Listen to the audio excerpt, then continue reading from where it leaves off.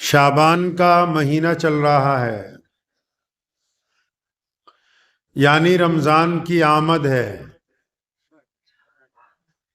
اللہ کے پیارے نبی حضرت محمد الرسول اللہ صلی اللہ تعالی علیہ وسلم نے ارشاد فرمایا کہ شعبان میرا مہینہ ہے، رمضان اللہ کا مہینہ ہے۔ یہ جو حکم ہوا کہ رمضان میرا مہینہ ہے، تو اس سے یہ بات واضح ہوئی کہ شعبان جو ہے یہ بڑی عظمت والا مہینہ ہے، استقبال رمضان کا مہینہ ہے۔ اس کی راتیں، اس کے دن، اس کے اوقات، اس کی صبح شام وہ بڑی عظمت والی ہیں، کیونکہ جس چیز کو نبی علیہ الصلوۃ والسلام فرما دیں کہ یہ میری ہے، جس کی نسبت انہوں نے اپنی ذات کے ساتھ جوڑی ہو، تو ظاہر سی بات ہے کہ اس میں بہت ساری خاصیتیں ہوں گی، بہت ساری برکتیں ہوں گی، بہت ساری نعمتیں ہوں گی، اللہ کی رحمتیں اس میں ہوں گی۔ اور اسی مہینے میں 14 شعبان کی جو رات آتی ہے، جس کو ہم اور آپ شب برات کے نام سے جانتے ہیں، جس رات میں اللہ تبارک و تعالیٰ کی طرف سے اپنے بندوں کے لیے معافی کا اعلان ہوتا ہے۔ لیکن ہمارے ہاں ایک بات دیکھنے کو ملتی ہے کہ دو طرح کے لوگ ہیں، اور دونوں ہی خوش فہمی میں مبتلا ہیں۔ دونوں کو یہ غلط فہمی ہے کہ میں اپنی جگہ ٹھیک ہوں، تکبر ہو جاتا ہے نا بندے کو، وہ سوچتا ہے جیسا میں ہوں ایسا نعوذ باللہ کوئی اور ہے ہی نہیں، جو ہم جانتے ہیں وہ تو کسی کو پتہ ہی نہیں، جو ہم کہہ رہے ہیں وہ سچ ہے، جو دوسرا بتا رہا ہے وہ تو جھوٹ ہے۔ تو ہمارے ہاں بھارت میں دو طرح کے لوگ ہیں، شب برات کو بھی لے لیں یا اور اسلامی رسومات کو لے لیں۔ ایک تو کہتے ہیں ہی کچھ نہیں، کہ ضرورت ہی نہیں ہے، ثابت ہی نہیں ہے، کسی کتاب میں ہی نہیں لکھا۔ اور جو ثابت کرنا چاہتے ہیں وہ اتنی ضعیف حدیثوں کے ساتھ کہ نہیں جی بہت کچھ ثابت ہے، پھر اسی ثبوت کے طور پر ڈھول بھی بجانا چاہتے ہیں، ہائے ہلا بھی کرنا چاہتے ہیں، سڑکوں پہ رات کو آتش بازی بھی چاہتے ہیں، شور بھی مچانا چاہتے ہیں، ریاکاری بھی کرنا چاہتے ہیں۔ اب عام مسلمان کہاں جائے؟ جس کو اللہ اور اس کے رسول سے واسطہ ہے، جو لڑنا نہیں چاہتا دیوبندی بریلوی بن کے، جو 5 وقت نماز پڑھتا ہے، رزق حلال کماتا ہے، حلال مال کماتا ہے، اپنی اولاد کو بھی کھلا رہا ہے اور ان کو بھی دے رہا ہے جب مانگ رہے ہیں یہ، اب اسے پتہ ہی نہیں لگا بھئی کر کیا رہے ہیں، کہ بھئی 14 شعبان کو کرنا کیا چاہیے، کیا نہیں کرنا چاہیے، کیونکہ ایک طرف تو اعلان ہو رہا ہے کہ بھائی کچھ نہیں کچھ نہیں، دوسری طرف اعلان ہو رہا ہے بھائی بہت کچھ ہے۔ اب دونوں جو ہے حقیقت بتانے کے لیے تیار نہیں کہ اصلیت کیا ہے، راز کیا چھپا ہوا ہے، معاملہ کیا ہے 14 شعبان کا، محمد الرسول اللہ کیا چاہتے ہیں، اسلام کیا کہتا ہے، اللہ تبارک و تعالیٰ کیا چاہتے ہیں، اس رات کی برکت ہے یا نہیں ہے تو کیا ہے، نہیں ہے تو کیا نہیں ہے۔ کیونکہ انا پھنس گئی، انا پھنس جاتی ہے نا بندے کی، مولویوں کی بھی کئی بار انا پھنس جاتی ہے، نہیں نہیں فلاں مسلک نے ایسا کہا تو ہم تو ایسے ہی کریں گے۔ عقائد کو لے کے، نظریات کو لے کے اس انداز کے ساتھ ایک دوسرے کے خلاف گفتگو ہے کہ مقصد اسلام یہ فوت کر چکے ہیں، مسلمانوں کی فلاح و بہبودیت کی باتیں ان کے پاس نہیں ہیں، اتفاق کی باتیں ان کے پاس نہیں ہیں، اتحاد کی بات ان کے پاس نہیں ہے، لوگوں کو جوڑنے کی بات ان کے پاس نہیں ہے، حوصلہ دینے کی بات ان کے پاس نہیں ہے، غریب کا ساتھ دینے کی بات ان کے پاس نہیں ہے، مظلوم کا ساتھ دینے کی بات ان کے پاس نہیں ہے، ظالم کے آگے کھڑے ہونے کی جرت ان کے پاس نہیں ہے، بس بچا ہے تو لے دے کے ایک دوسرے کے اوپر الزام تراشی بچی ہے بس۔ اسلام کیا چاہتا ہے؟ وہ عالمگیر دین جس کا ڈنکا آج پوری دنیا میں بج رہا ہے، پورے عالم میں کوئی بستی ایسی نہیں جہاں 5 وقت مؤذن یہ نہ کہتا ہو کہ اللہ اکبر، کہ اللہ سب سے بڑا ہے، اور میں گواہی دے رہا ہوں کہ محمد الرسول اللہ اللہ کے رسول ہیں، خاتم النبیین ہیں۔ بار بار اعلان ہو رہا ہے کہ رسول اللہ رحمت للعالمین ہے، وہ طه ہے، یاسین ہے، وہ مدثر ہے۔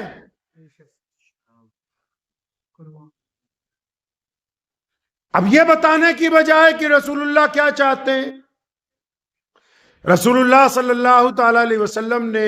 14 شعبان کی رات کو کیا کیا، اللہ تبارک و تعالیٰ اپنے بندے سے کیا معاملہ رکھنا چاہتے ہیں، اللہ تعالیٰ کن بندوں کی مغفرت کی بات کر رہے ہیں، اب اس کی بجائے فروعی مسائل کو لے کے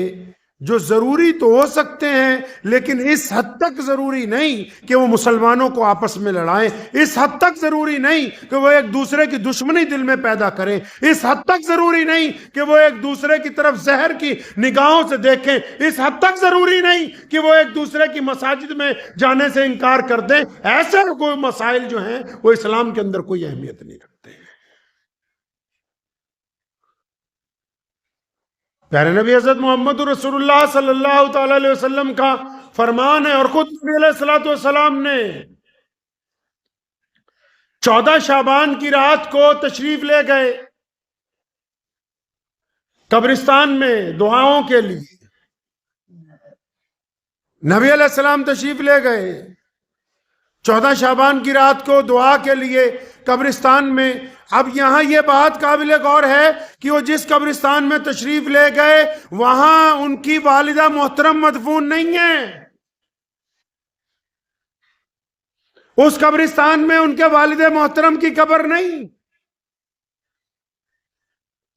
نبی علیہ السلام نے تو یہ سنت ہمیں بتائی کہ جب جاؤ گے دعا کے لیے تو پوری امت کی مغفرت کی بات کرنی ہے، پوری امت کے جو لوگ جا چکے ہیں ان کے لیے اللہ کی طرف سے رحمت مانگنی ہے، ان کے لیے درجات کی بلندی کی بات کرنی ہے۔ ہم تو اس رات کو صرف اپنے ماں باپ کی قبر پر ہاتھ پھیر کر مٹی لگا کے آتے ہیں، ہم تو پوری امت کی بات ہی نہیں کرتے۔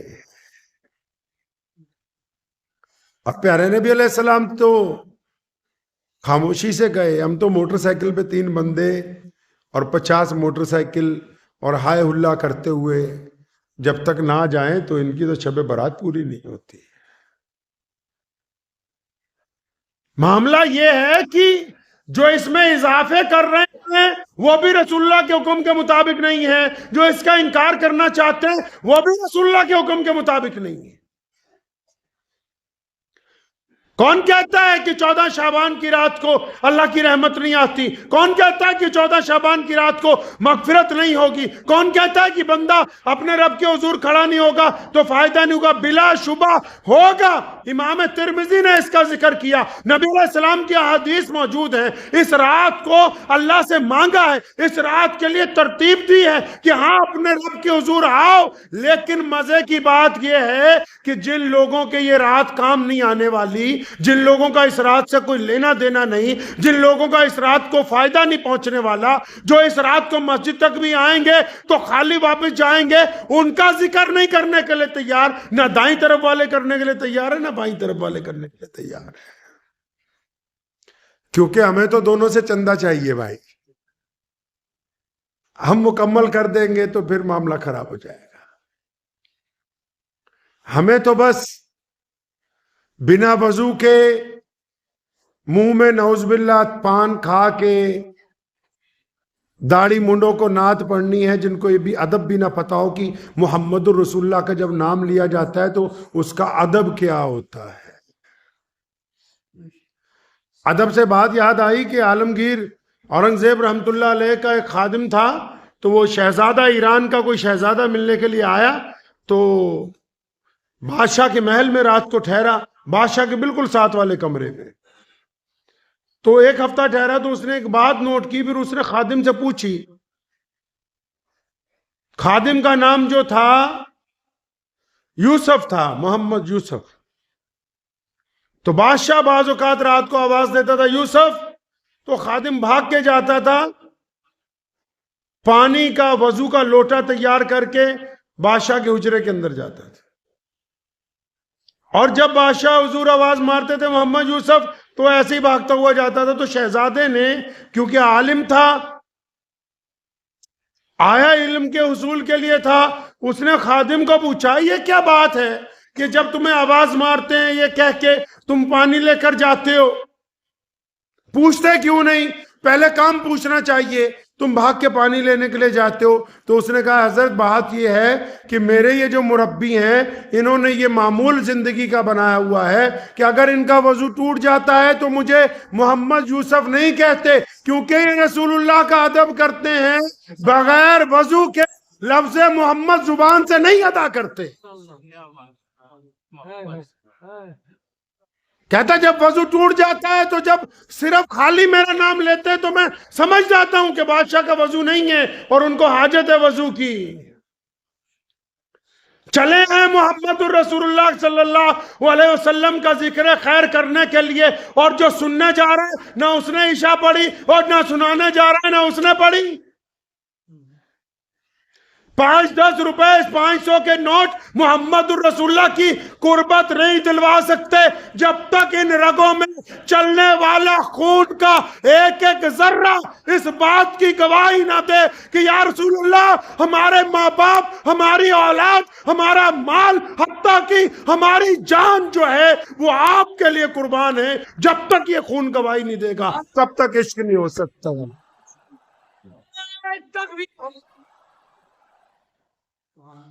تو نبی علیہ السلام کیا چاہتے؟ اس رات کو نبی علیہ السلام نے کہا، اس کی عظمتیں بیان کی، لیکن ساتھ میں ایک حکم جاری ہو گیا۔ کیا حکم ہوا؟ فرمایا 5 لوگوں کو کوئی فائدہ نہیں، 5 لوگوں کو کوئی فائدہ نہیں اس رات کا۔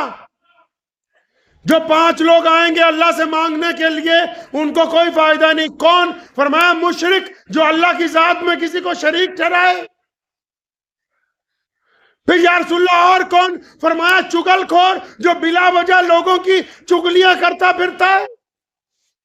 یا رسول اللہ اور کون؟ فرمایا متکبر جو یہ سمجھتا ہے کہ مجھ جیسا تو دوسرا ہے نہیں، یہ مجھ سے کم تر ہے، میں زیادہ دولت مند ہوں، میں زیادہ حسین ہوں، میں زیادہ عالم ہوں، میں زیادہ بڑا افسر ہوں، میں زیادہ بڑا چودھری ہوں، میں زیادہ بڑا بیپاری ہوں، میں زیادہ بڑا اختیار والا ہوں۔ جس کو تکبر ہے اپنی ذات پہ اس کو بھی اس رات کا کوئی فائدہ نہیں ہے۔ اچھا مشرک کو بھی فائدہ نہیں، چگلی کرنے والے کو بھی فائدہ نہیں، اور جو چگلی کر بھی رہے ہیں ان کو کیا فائدہ حاصل ہے؟ بتاؤ کیا فائدہ حاصل ہے چگلی کرنے والوں کو؟ قرآن نے کہا وَيْلٌ لِكُلِّ ہُمَزَةٍ لُمَزَةٍ کہ ویل اور تباہی ہے ان لوگوں کے لیے جو دوسروں کے عیب تلاش کرتے ہیں پھر ان کو آگے سپلائی کرتے ہیں۔ چگلیاں کر رہا ہے صرف دوسرے کے پاس جا کے، اس لیے دوسرے کی برائی کر رہا ہے کہ سامنے والا ذرا خوش ہو جائے، میرا کام بن جائے، اپنے دل کو ٹھنڈک پہنچانا چاہتا ہے دوسرے کی پیٹھ پیچھے برائی کرنے کے لیے۔ نبی علیہ السلام کے پاس کسی نے پوچھا یا رسول اللہ اگر اس بندے میں وہ برائی موجود ہو اور ہم وہ کہہ رہے ہوں، فرمایا تبھی تو چگلی ہے، اگر وہ اس میں برائی ہے نہیں پھر بھی تم کہہ رہے ہو پھر تو ڈبل گناہ ہو گیا، چگلی بھی ہو گئی، بہتان بھی ہو گیا، پھر تو ڈبل ہو گیا کام۔ اچھا اس رات کو مشرک کو فائدہ پہنچنے والا نہیں، چگل خور کو فائدہ نہیں پہنچے گا، متکبر کرنے والے کو فائدہ نہیں پہنچے گا، کثرت سے شراب پینے والا بندہ جو ہٹتا ہی نہیں ہے، ایک تو وہ پی لی، توبہ کر لی، بات ختم ہو گئی، وہ جو ہٹتا ہی نہیں، اس کو بھی اس رات میں کوئی فائدہ ہونے والا نہیں ہے۔ اور ایک ماں باپ کا نافرمان جو کہ اپنے ماں باپ کے آگے بدتمیزی سے بات کرتا ہے، ماں باپ کے ساتھ غنڈہ گردی کرتا ہے، ماں باپ کے ساتھ بدخلقی کرتا ہے، ماں باپ کی خدمت نہیں کرتا، وہ بھی اس رات جتنا مرضی اللہ کے حضور آ کے مانگتا رہے، اس کی مغفرت نہیں ہو سکتی۔ راز کی بات تو یہ ہے کہ رات ہے برکت والی، اس رات کو اعلان ہوگا کہ آؤ جس نے مغفرت کروانی کروا لو، یہ آڈٹ کی رات ہے۔ جو لوگ کاروبار کرتے ہیں وہ سمجھ جائیں گے اس بات کو، آڈٹ سمجھتے ہیں، سارے لیکھے جوکھے کی رات ہے، حساب کتاب کی رات ہے، آئندہ سال کیا ہوگا دنیا میں وہ لکھا جائے گا، کتنے لوگ پیدا ہوں گے، کتنے چلے جائیں گے، وہ تحریر کیا جاتا ہے اس رات کو۔ رسول اللہ نے شعبان کو اس لیے برکت کا مہینہ بنایا، اس مہینے میں اس لیے نفلی روزے رکھے کہ جب حساب کتاب تیار ہو، جب آڈٹ کیا جائے تو ہماری گنتی روزے داروں میں آئے، اچھے لوگوں میں آئے۔ تو اس رات جو ہے تو برکتوں والی ہے، بڑی عظمت والی، لیکن کن لوگوں کے لیے؟ ان پانچوں کے لیے نہیں، مشرکوں کے لیے، چغل خوروں کے لیے، تکبر کرنے والوں کے لیے، شرابیوں کے لیے، ماں باپ کے نافرمانوں کے لیے کوئی فائدہ ہونے والا نہیں ہے۔ اچھا، جب یہ کیٹیگری لگا دی گئی، پابندی لگا دی گئی کہ یہ 5 قسم کے لوگوں کو یہ رات فائدہ نہیں پہنچائے گی، 5 قسم کے لوگوں پر رحمت نہیں آئے گی، پھر میرے رب کا کمال دیکھیے، رب کریم نے قرآن پاک میں سیدھا اعلان کیا ہوا ہے، ما غرک بربک الکریم، کہ میرے بندو تم میں سے جب کوئی ان گناہوں کی توبہ کرنے آئے گا، اگرچہ وہ اسی رات ہی کیوں نہ آ جائے، اس سے پہلے بھی کیوں نہ آ جائے، اس کے بعد بھی کیوں نہ آ جائے، اگر وہ سچے دل سے کہہ دے کہ آج کے بعد سوائے اللہ کے کسی کو حاجت روا نہیں مانتا، آج کے بعد کسی کی چگلی نہیں کروں گا، آج کے بعد میں اپنے آپ کو تکبر کے اندر نہیں مبتلا کروں گا، آج کے بعد ماں باپ کی نافرمانی نہیں کروں گا، آج کے بعد میں شراب نہیں پیوں گا، تو میرا رب کہتا ہے کہ میں اس کے لیے غفور الرحیم بن جاؤں گا۔ پھر جب میرا بندہ میرے پاس معافی مانگنے کے لیے آئے گا تو میں اپنے بندے کو معاف کر دوں گا۔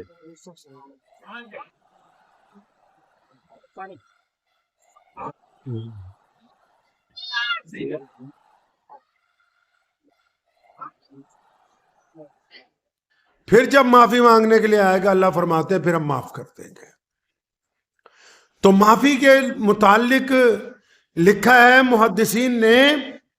اللہ تعالیٰ کا ایک نمازی بندہ، روزے دار بندہ،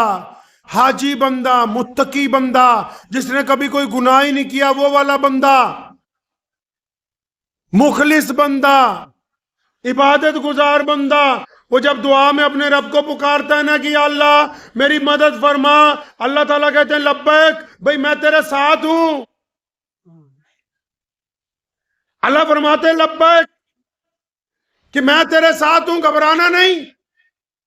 تو جو کہہ رہے ابھی کر دیں گے، کوئی مسئلہ نہیں ہے۔ یہ جب بڑے بڑے ولیوں کے پاس، بزرگوں کے پاس لوگ دعائیں کروانے جاتے تھے، یا اب بھی بڑے بڑے بزرگوں کے پاس ہم لوگ دعائیں کروانے جاتے ہیں، اس میں راز یہی تو ہے، جو اللہ کے مستجیب الدعوات لوگ ہیں، جن کی آنکھیں جھکی رہتی ہیں، جن کے دل پاک ہیں، جو حلال روزی کھاتے ہیں، جو کسی سے کوئی مطلب نہیں رکھتے، جو ظالم کے خلاف کھڑے ہوتے، جو مظلوم کی مدد کرتے، جو بھوکے کو کھانا کھلاتے، پھر جب وہ ہاتھ اٹھاتے ہیں یا اللہ، ادھر سے آواز آتی لبیک، کہ بھائی میں تو تیرے ساتھ ہوں۔ پوچھا نا اللہ سے کہ اللہ جب تیرا کوئی نیک بندہ تجھے پکارتا ہے تو آپ کیا کہتے ہیں؟ اللہ نے فرمایا میں آواز دے دیتا ہوں لبیک، کہ بھائی میں تیرے ساتھ ہوں۔ مانگ کیا مانگتا ہے؟ پھر پوچھا یا اللہ جب تیرا کوئی گنہگار بندہ، کوئی ایسا جس نے ساری زندگی گناہ کیے ہوں، جس نے شراب پی ہو، جس نے بہت ساری چوریاں کی ہوں، جس نے بہت سارے گناہ ایسے کیے ہوں جو اللہ کے ساتھ براہ راست تعلق رکھتے ہوں، جو بغیر نماز کے وقت گزارتا ہو، جس نے جمعے تک چھوڑ دیے ہوں، جس نے اپنے جسم کو گناہوں کے اندر ڈھانپ لیا ہو، جو گناہوں کی دلدل میں پھنس گیا ہو، جب پوچھا گیا یا اللہ جب آپ کا گنہگار بندہ، جس کو لوگ یہ کہتے ہیں کہ تیرے سے بات نہیں کرنی، جس کو لوگ کہتے ہیں کہ تو اچھا نہیں ہے، جس کو لوگ اپنے گھر کے سامنے کھڑا نہیں ہونے دیتے، جس کو لوگ یقین نہیں کرتے کہ یہ سچ بولتا ہے، اللہ سے پوچھا یا اللہ تیرا جب یہ گنہگار بندہ جب تجھے پکارتا ہے کہ یا اللہ میری مدد فرما تو کیا کہتا ہے؟ تو میرے کریم رب نے کہا کہ جب میرا گنہگار بندہ مجھے پکارتا ہے تو میں کہتا ہوں لبیک لبیک لبیک میرے بندے، میں حاضر ہوں، تو ہاتھ ہو صحیح میری طرف۔ فرمایا جب گنہگار پکارتا ہے نا تو بس پھر اس کا ہاتھ پکڑ کے کھینچتے ہیں۔ نیکوکار کی جواب ایک بار میں، گنہگار کو جواب 3 مرتبہ، کیونکہ اللہ فرماتے ما غرک بربک الکریم، فرمایا میں تجھ سے پیار کرتا ہوں یار۔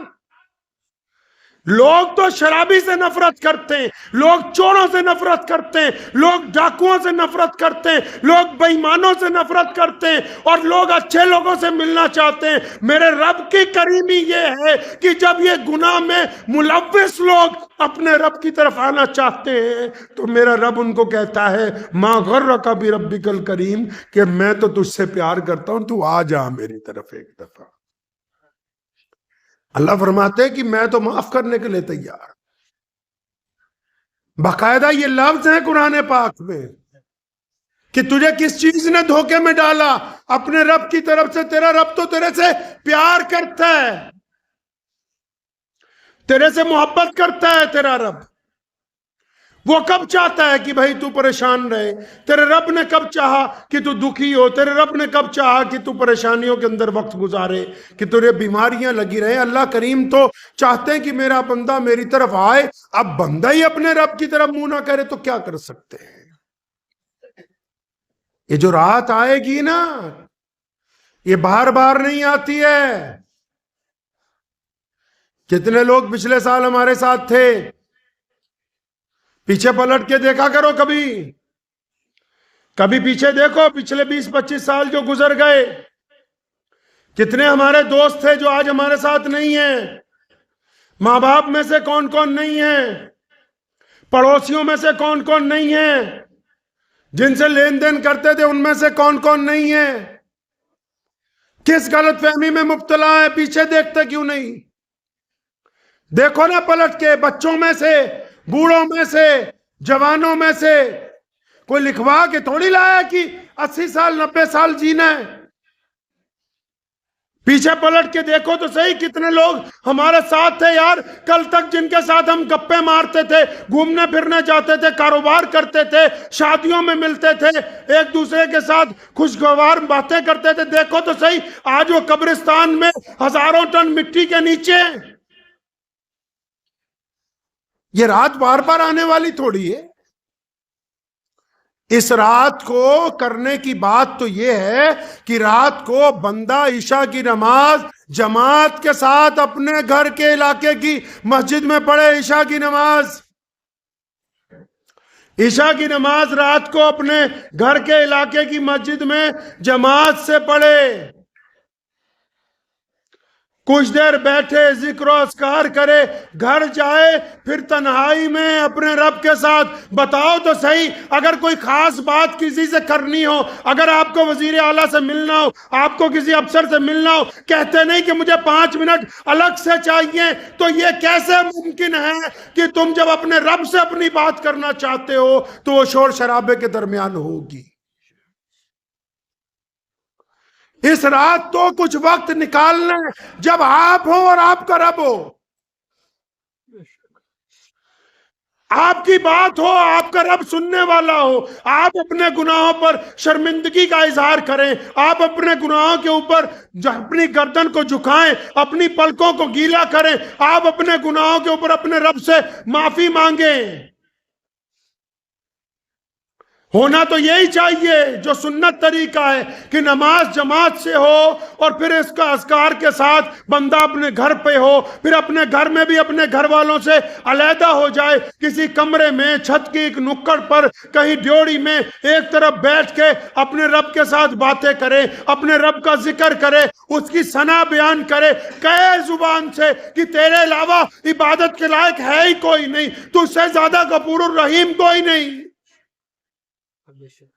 مفسرین فرماتے ہیں کہ جب ایک بندہ اللہ تعالیٰ سے معافی مانگتا ہے نا، اور یہ کہتا ہے تو غفور الرحیم ہے، فرمایا جب وہ یہ کہتا ہے کہ تو غفور الرحیم ہے، پھر جب اس کی معافی قبول ہوتی ہے، جب اس کا درجہ بڑھایا جاتا ہے نا، تو بڑے بڑے اللہ والے پیچھے رہ جاتے ہیں، گنہگار معافی کی وجہ سے اپنے درجے میں ان سے آگے پہنچ جاتا ہے، پیچھے رہ جاتے ہیں بڑے بڑے اللہ والے، معافی کی وجہ سے ان کا درجہ اس سے بھی زیادہ بلند کر دیا جاتا ہے۔ پھر رات کے کسی پہر اٹھ کے قریب کے قبرستان میں جا کے پوری امت کے لوگوں کے لیے، اپنے والدین کے لیے، اپنے بزرگوں کے لیے، اور پھر پوری امت کے لوگوں کے لیے دعا کرے کہ میں اپنے نبی علیہ الصلوۃ والسلام کی سنت کے مطابق آیا ہوں۔ نبی علیہ الصلوۃ والسلام نے دعا کی ہے، اور پھر فجر کی نماز دوبارہ جماعت کے ساتھ مسجد میں ادا کرے۔ جس بندے نے جو عشاء کی نماز جماعت سے ادا کی، رات کو اپنے رب کو راضی کیا، فجر کی نماز جماعت سے ادا کی، اس بندے کو ساری رات عبادت کرنے کا ثواب ملے گا، گرچہ بیچ میں 1-2 گھنٹے اگر اس کی آنکھ لگ بھی جائے تب بھی ساری رات عبادت کرنے کا ثواب اس کو ملے گا۔ اور ایک بات اور کریں، اس رات موبائل سے پرہیز کر لیں۔ ٹھیک ہے اسی میں دین کی باتیں بھی جا رہی ہیں، لیکن یہ اتنا اچھا نہیں ہے، اس سے پرہیز کر لیں، کیونکہ اب یہ چگلی کا آسان ذریعہ ہے، گناہ کا آسان ذریعہ ہے، وقت کو برباد کرنے کا آسان ذریعہ ہے، بے حیائی کو عام کرنے کا آسان ذریعہ ہے، زنا کو عام کرنے کا آسان ذریعہ ہے۔ ٹھیک ہے آپ ہیں اور آپ کا رب ہے، جب آپ اور آپ کا رب رات کو باتیں کرے تو پھر یہ ساتھ میں نہ ہو، یہ ساتھ میں نہ ہو آپ کے۔ جب آپ اپنے رب سے بات کریں تو بس آپ ہی ہو اور آپ کا رب ہی ہو، پھر اپنی حاجتیں اپنے رب کے آگے رکھیں، اپنی ضرورتیں اپنے رب کے آگے رکھیں۔ اس بات کو ذہن نشین کر لیجئے کہ اس رات جو لوگ بیٹھ کر گپے مارتے ہیں، جو بیٹھ کر چگلیاں کرتے ہیں، جو بیٹھ کے ایک دوسرے پر تنقید کرتے ہیں، جو دوسروں کی نماز دیکھتے رہتے ہیں کہ کیسے پڑھ رہا کیسے نہیں پڑھ رہا، اپنی ہو رہی ہے کہ نہیں؟ آپ کو جج نہیں لگایا اللہ نے ایک دوسرے پر، یہ ممبر بنایا اور جمعہ کے دن امام کا ذمہ داری کہ وہ قوم کو بتائے کیا صحیح ہے کیا غلط ہے، ہر ایک آدمی کو دوسرے پر جج نہیں لگایا۔ پولیس بنائی، عدالت میں جج بٹھایا، ہر ایک کو دوسرے پر جج نہیں لگایا کہ خود ہی فیصلے کرتے پھر وہ سڑک پر کھڑے ہو کے کہ کون حلال کا ہے کون حرام کا ہے، آپ کو جج نہیں لگا دیا گیا کسی کے اوپر۔ یہ جو اپنے آپ میں جج بننے کی کوشش کرتے ہیں، انہوں نے تو معاشرہ برباد کر رکھا، خود ہی فتویٰ کہ فلاں جائز ہے، خود ہی فتویٰ فلاں ناجائز ہے، دوائی MBBS ڈاکٹر سے چاہیے، اور دین کا مسئلہ پوچھنا ہو تو پان کی دکان پر ہی بیان کر رہے ہیں منہ میں تمباکو لے کے۔ دین کا مسئلہ پوچھنا ہے تو علاقے کے بڑے کسی عالم دین کے ساتھ رجوع کرنا چاہیے، جا کے اپنی بات بتانی چاہیے۔ یہ کیسے ممکن ہے کہ دوائی آپ MBBS ڈاکٹر سے چاہتے ہیں اور دین کے فتوے آپ ایک دوسرے کے ساتھ خود ہی بیٹھ کے دے دیتے؟ یہ ممکن نہیں ہے۔ وقت بھی ہو گیا ہے، گفتگو آج بہت ساری کرنی تھی، ملک کے حالات کے اوپر بھی کچھ گفتگو کرنی تھی، انشاءاللہ آئندہ جمعے ہوگی اس کے اوپر تفصیلاً گفتگو۔ تو میری عرض یہی ہے کہ شب برات آ رہی ہے، پرسوں رات کو شب برات کی رات ہے، اکثر مدارس میں اجلاس بھی ہوتے ہیں، تو اجلاس والوں سے بھی گزارش ہے کہ 11-12 بجے سے پہلے اجلاس کو ختم کیا جائے تاکہ لوگ رات کو اپنے اپنے گھروں میں جا کے عبادت کر سکیں اور فجر کی نماز جو ہے وہ جماعت کے ساتھ ادا کر سکیں۔ دعا کیجئے اللہ کریم مجھے بھی اور آپ سب کو اس کے اوپر عمل کی توفیق عطا فرمائے۔ وآخر دعوانا ان الحمدللہ رب العالمین۔